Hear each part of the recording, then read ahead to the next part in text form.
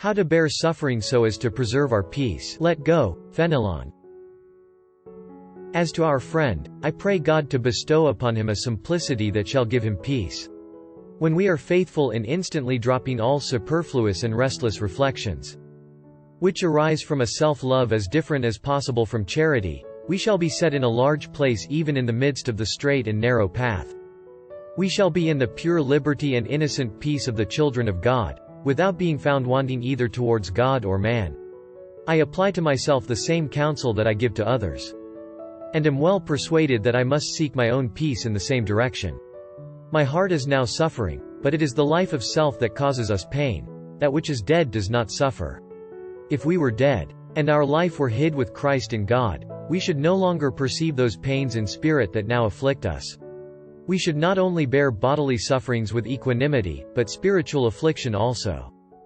That is to say, trouble sent upon the soul without its own immediate act, but the disturbances of a restless activity, in which the soul adds to the cross imposed by the hand of God, the burden of an agitated resistance, and an unwillingness to suffer, are only experienced in consequence of the remaining life of self.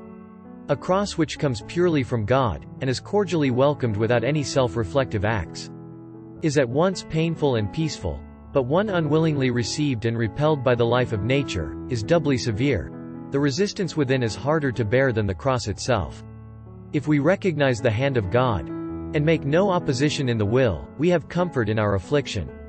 Happy indeed are they who can bear their sufferings in the enjoyment of this simple peace and perfect acquiescence in the will of God. Nothing so shortens and soothes our pains as this spirit of non-resistance. But we are generally desirous of bargaining with God. We would like at least to impose the limits and see the end of our sufferings.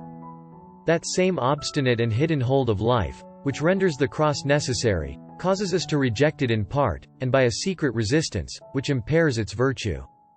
We have thus to go over the same ground again and again. We suffer greatly, but to very little purpose. The Lord deliver us from falling into that state of soul in which crosses are of no benefit to us. God loves a cheerful giver, according to St. Paul. What must be his love to those who, in a cheerful and absolute abandonment, resign themselves to the entire extent of his crucifying will. Let go, Fenelon.